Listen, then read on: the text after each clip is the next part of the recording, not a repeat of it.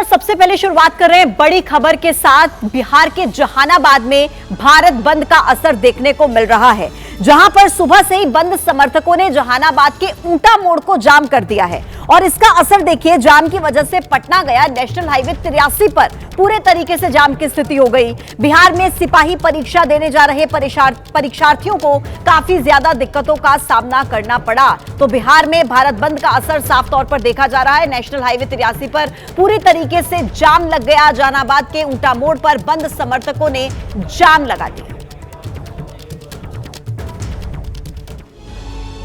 कोटा में कोटा और creamy layer पर सुप्रीम कोर्ट के फैसले के बाद अब आज SC/ST संगठनों का भारत बंद है और इसका असर बिहार में देखने को भी मिल रहा है। रिपोर्ट देखिए। 1 अगस्त को सुप्रीम कोर्ट ने अनुसूचित जाति और अनुसूचित जनजाति के आरक्षण में राज्यों को कोटा के भीतर कोटा बनाने का अधिकार दिया था। कोर्ट ने कहा था कि राज्य सरकारें SC/ST आरक्षण में सब कैटेगरी बना सकती हैं। सुप्रीम कोर्ट ने यह भी कहा था कि क्रीमी लेयर का सिद्धांत अनुसूचित जातियों पर भी उसी तरह लागू होता है जैसे या OBC पर लागू होता है। सुप्रीम कोर्ट के इसी फैसले के खिलाफ आरक्षण बचाओ संघर्ष समिति ने भारत बंद का आह्वान किया है।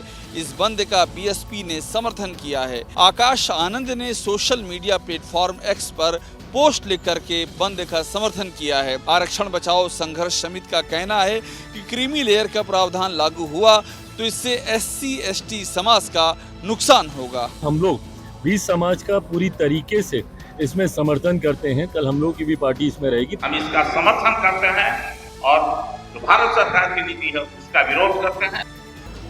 देखिए, कोलकाता में ममता सरकार के खिलाफ प्रदर्शन जारी है और इसी बीच ABVP के प्रदर्शन के दौरान पुलिस के साथ झड़प हो गई। अब वहीं TMC ने पीड़ित परिवार के साथ राज्यपाल के कॉल करने वाले वीडियो पर सवाल उठाए।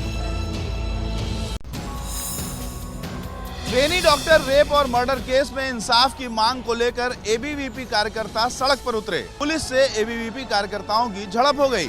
इसी बीच कोलकाता हाईकोर्ट ने बीजेपी को 5 दिन शाम बाजार मेट्रो स्टेशन के सामने धरना प्रदर्शन की इजाजत दे दी।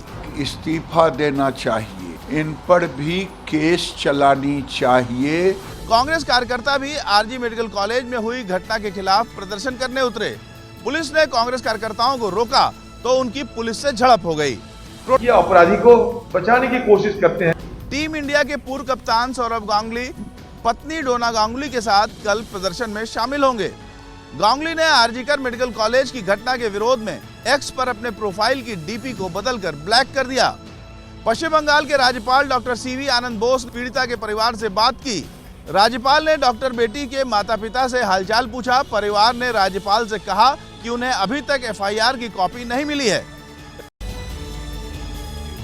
देखिए, कोलकाता में लेडी डॉक्टर रेप और मर्डर के मामले में CBI की जांच जारी है और अब संदीप घोष पर भी गिरफ्तारी की तलवार लटक रही है। इसी बीच 2 पुलिस वालों को भी CBI की टीम ने तलब किया है।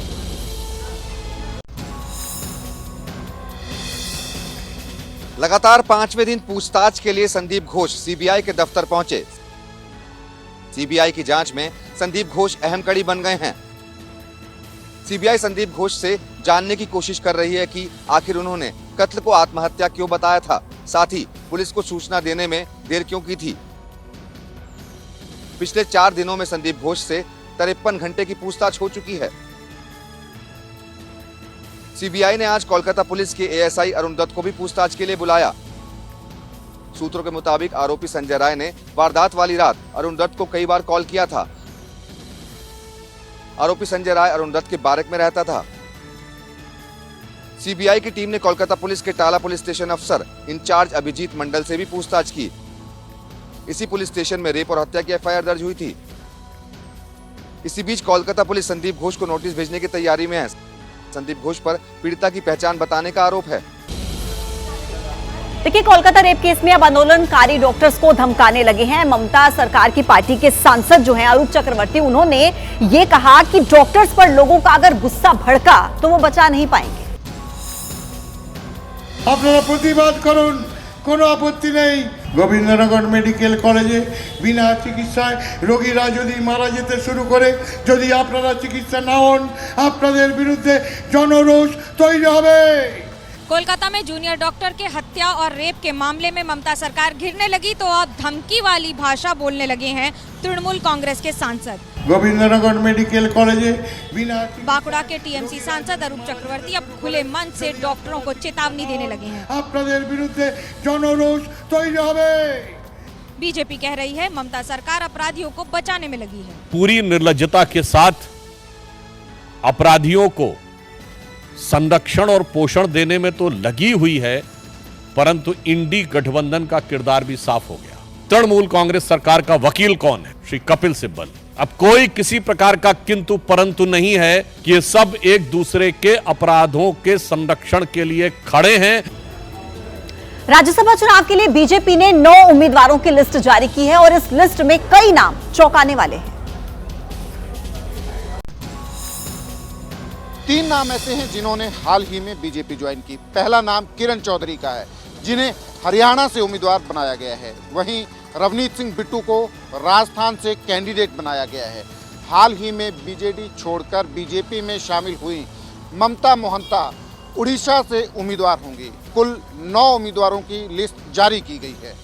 असम से मिशन रंजन दास और रामेश्वर तेली कैंडिडेट होंगे। बिहार से मनन कुमार मिश्र, हरियाणा से किरण चौधरी, मध्य प्रदेश से जॉर्ज कुरियन, महाराष्ट्र से धैर्यशील पाटिल, ओडिशा से ममता मोहंता, राजस्थान से रवनीत सिंह बिट्टू और त्रिपुरा से राजीव भट्टाचार्य उम्मीदवार होंगे। जॉर्ज कुरियन और रवनीत सिंह बिट्टू केंद्रीय मंत्री हैं। वहीं कांग्रेस की दिग्गज नेता रही किरण चौधरी ने जून में बीजेपी ज्वाइन की थी। किरण चौधरी भिवानी के तोशाम से विधायक थीं। कल ही विधायकी से इस्तीफा दिया। देश भर में आसमानी आफत का कहर जारी है। तेलंगाना में तेज बहाव की वजह से एक स्कूटी सवार बह गया, तो वहीं सिक्किम में लैंडस्लाइड के बाद पावर स्टेशन तबाह हो गया। शोर हुआ, धुआं उठा और एक पल में पूरा पहाड़ धराशायी हो गया। कुदरत के खौफनाक रूप की ये तस्वीरें सिक्किम की हैं, जहां लैंडस्लाइड से जबरदस्त तबाही हुई है। लगातार बारिश के बाद कमजोर हो चुका पहाड़ चट्टानों का बोझ नहीं सह पाया और भरभरा कर धराशायी हो गया। गनीमत रही कि जानमाल का नुकसान नहीं हुआ, लेकिन NHPC तीस्ता स्टेज 5 बाद का पावर स्टेशन पूरी तरह तबाह हो गया। उत्तराखंड में भी बारिश कहर ढा रही है। टिहरी के कुमारला में नाले का जलस्तर बढ़ने से अस्थायी पुल टूट गया। नाले से दूसरी ओर बने रिसोर्ट में 5 पर्यटक और 9 स्थानीय लोग फंस गए थे। खबर मिलने के बाद SDRF की टीम ने रस्सी के जरिए सभी को सुरक्षित जगह पर पहुंचाया। तेलंगाना में भी मानसून पूरे मूड में है। मेडचल जिले में तो बारिश के बाद सड़कें तालाब और नदी बन गई। पानी के बहाव के विपरीत एक शख्स ने स्कूटी दौड़ाने की कोशिश की तो बहाव में बह गया। कुछ लोग बचाने दौड़े और मशक्कत के बाद शख्स को निकाला। अमेरिका के शिकागो में चल रहे डेमोक्रेटिक नेशनल कन्वेंशन में कल राष्ट्रपति उम्मीद के तौर पर कमला हैरिस के नाम पर मुहर लग जाएगी।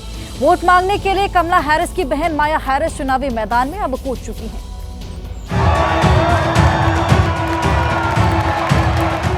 शिकागो में राष्ट्रपति चुनाव को लेकर हलचल तेज हो गई है। डेमोक्रेटिक नेशनल कन्वेंशन से ये साफ हो गया कि अब कमला हैरिस का मुकाबला रिपब्लिक पार्टी के डोनाल्ड ट्रंप से होगा, जिसकी तैयारी शुरू कर दी गई है। वोटरों को कमला के समर्थन में लाने के लिए उनकी बहन माया हैरिस भी मैदान में कूद चुकी हैं। कल वो अपनी बेटी के साथ एशियन अमेरिकन समुदाय के लोगों के बीच पहुंची और जीत के लिए जोश भरा। कमला हैरिस के चुनाव के लिए फंड जुटाने के लिए एक कार्यक्रम का भी आयोजन किया गया, जिसमें बड़ी तादाद में एशियाई मूल के अमेरिकी लोगों ने शिरकत की।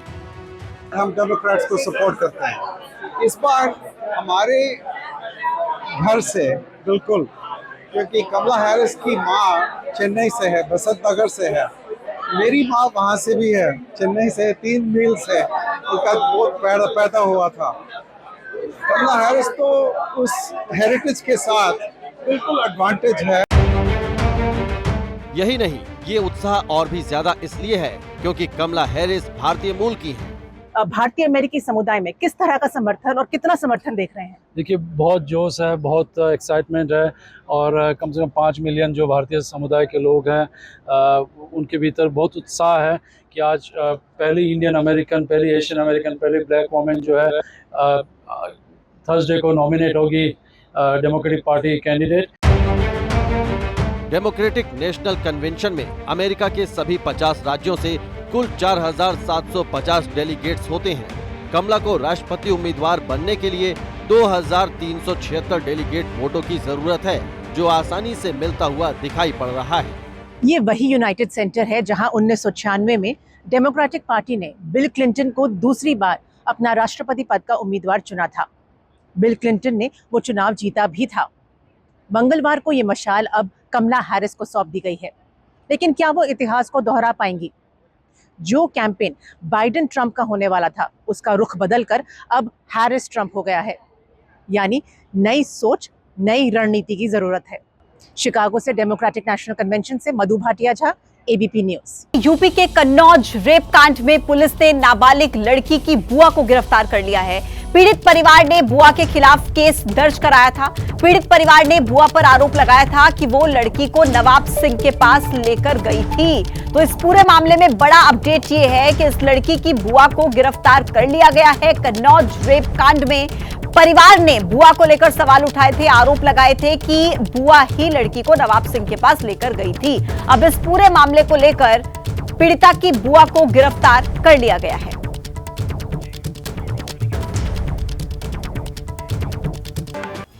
और बड़ी खबर आ रही है राहुल गांधी के जम्मू कश्मीर दौरे से जुड़ी। राहुल गांधी और मल्लिकार्जुन खड़गे का जम्मू दौरा टल गया है। अब दोनों नेता 22 अगस्त यानी कि गुरुवार को जम्मू कश्मीर जाने वाले हैं। पहले ये दोनों आज जाने वाले थे, लेकिन फिलहाल ये दौरा अब टल चुका है। अब दोनों ही नेता 22 अगस्त यानी कि गुरुवार को जम्मू कश्मीर जाएंगे। तो जम्मू कश्मीर में आगामी चुनावों को लेकर ये दौरा होने वाला था। राहुल गांधी और मल्लिकार्जुन खड़गे जम्मू दौरे पर जाने वाले थे, लेकिन फिलहाल जम्मू का ये दौरा टल गया है और अब दोनों ही नेता 22 अगस्त यानी कि गुरुवार को जम्मू कश्मीर जाएंगे। तो देखिए, चुनाव आयोग की तरफ से चुनावों को लेकर तारीखों का भी ऐलान कर दिया गया है। अब ऐसे में मल्लिकार्जुन खड़गे और राहुल गांधी दोनों ही आगामी चुनाव को लेकर जम्मू कश्मीर दौरे पर आज जाने वाले थे, लेकिन फिलहाल इस दौरे को टाल दिया गया है। अब दोनों ही नेता 22 अगस्त गुरुवार यानी कि कल जम्मू कश्मीर के दौरे पर जाएंगे। हालांकि किस वजह से ये दौरा टला अभी ये समझना बाकी है, लेकिन ये जरूर है कि 22 अगस्त यानी कि कल के लिए इस दौरे को टाल दिया गया है। कल दोनों ही नेता जम्मू कश्मीर जाएंगे।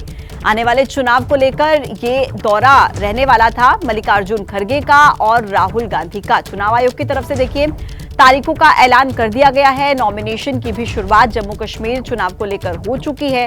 अब ऐसे में हर राजनीतिक पार्टी की नजर आगामी चुनाव को लेकर, और ऐसे में ये जो दौरा था ये आज के लिए तय किया गया था मल्लिकार्जुन खड़गे और राहुल गांधी का, जिसे फिलहाल के लिए पोस्टपोन किया गया है कल तक के लिए, यानी कि अब 22 अगस्त यानी गुरुवार को जाएंगे जम्मू कश्मीर। इसी खबर पर ज्यादा जानकारी के साथ मेरे सहयोगी अजय बाचनू फोन लाइन पर मौजूद हैं।